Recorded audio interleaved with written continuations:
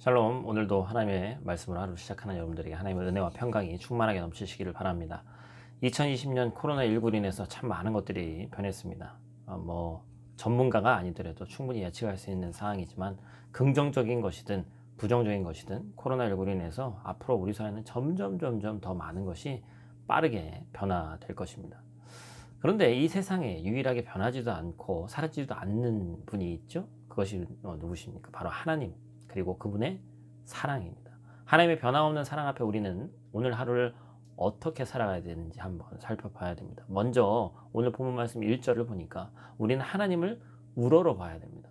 다윗은 고난 가운데 있을 때 하나님을 우러러 봤다고 표현하고 있습니다. 이 말은 문자적으로 보면 고개를 들고 위를 바라보는 것이지만, 여기서 다윗이 말하는 것은 하나님에게만 소망을 둔다라는 뜻입니다. 본문에서 이 동사가 미완료형으로 기록되어 있어요. 다시 말해서 다윗은 하나님에게만 소망을 두는 것을 멈추지 않겠다, 앞으로 계속하겠다라는 것이죠. 여러분 아시다시피 당시에는 지역에 따라서 이 전쟁이라는 것이 또 신들의 싸움이었기 때문에 지역적으로 섬기는 신들이 참 다양했습니다. 그래서 이스라엘 백성들은 하나님을 섬겼죠.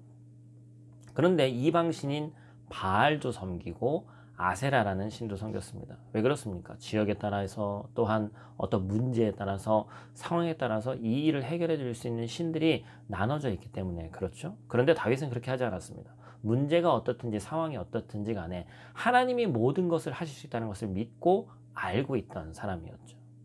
사랑하는 성도 여러분, 혹시 이 자리에 이 말씀을 들으면서 뜻하지 않은 고난으로 어려움 당하고 계시는 분이 있는지 한번 조심스럽게 여러분들에게 한번 여쭤봅니다.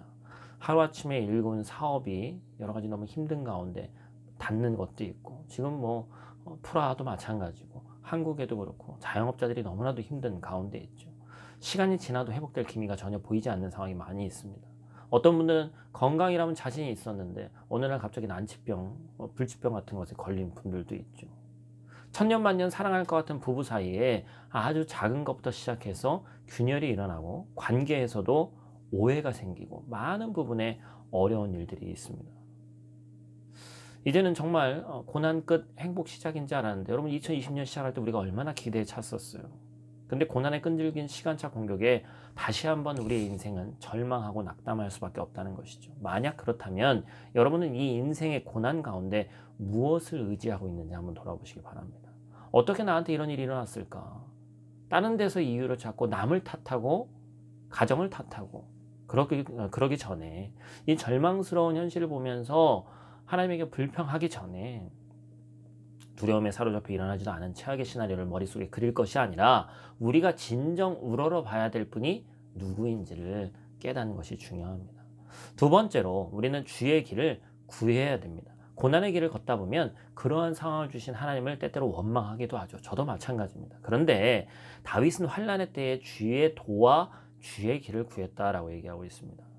하나님을 원망하지 않고, 그런 마음이 생겨도 환난 날에 하나님의 그 안에 담긴, 고난 가운데 담긴 하나님의 뜻을 찾기 위해서 노력했다는 것이죠.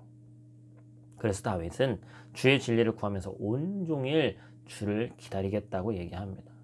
다윗은 자신이 하나님의 뜻을 이제 완벽하게 안다, 다 안다라고 얘기하지 않고 계속해서 어린아이와 같이 하나님께서 자신의 인생에 개입해 주시고 지도해 주시기를 구하고 있는 거예요.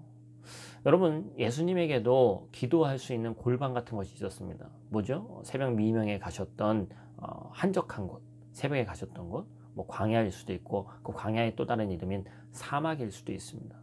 여러분, 내 인생의 광야, 내 영혼의 골방이 어딘지를 여러분들이 정하셔야 됩니다. 아침에 출근하는 차 안일 수도 있고 부엌일 수도 있고, 그리고 설교 테이프를 들으면서 운전하는 자동차 주행 중일 수도 있고, 여러분 기도의 골방은 물리적인 환경과 상관이 없습니다.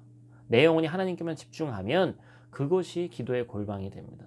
하나님께 집중할 때 세상의 소리가 사라지고, 하나님께 집중할 때 세상의 근심과 걱정이 사라지게 되는 줄 믿습니다. 여러분, 다윗이 하나님께만 소망을 뒀던 것처럼 여러분도 주님의 도와 길을 구하시길 원합니다. 우리를 사랑해서 자신의 생명보다 더 아끼는 아들 예수를 십자가상에서 죽기까지 주신 하나님의 그 사랑을 오늘 하루 충만하게 깨달으시고 이 고난 가운데 그 하나님을 깨닫는 귀하고 복된 날, 이 복된 순간이 되기를 간절히 축복합니다. 기도하겠습니다. 하나님, 감사를 드립니다. 우리의 소망이 어디에 있는지 오늘 본문 말씀을 통해서 다시 한번 깨닫게 하심에 감사를 드립니다. 하나님, 뜻하지 않은 이 삶의 위기 가운데 여러 가지 힘들고 어려운 상황에 처한 사랑하는 지체들이 너무나도 많이 있습니다. 그 어느 때보다 많이 있습니다. 또한 언제 끝날지 모르는 이 상황 가운데 두려운 마음들이 너무나도 많이 있습니다. 하지만 우리가 세상에서 다른 신들과 다른 것을 의지하는 것이 아니라 오직 하나님에게만 그 도와 길이 있다는 것을 깨닫게 하시고 우리가 이 어려운 상황을 내 기도의 골방을 찾음으로써 승리할 수 있는 귀하고 복된 주의 자녀들 될 수 있도록 하나님 함께하여 주시옵소서. 변함없는 그 사랑과 변함없는 그 능력을 내 삶 가운데 체험하는 귀하고 복된 시간 될 수 있도록 하나님 함께하여 주시옵소서. 감사를 드리며 예수님 귀하신 이름으로 기도드립니다. 아멘.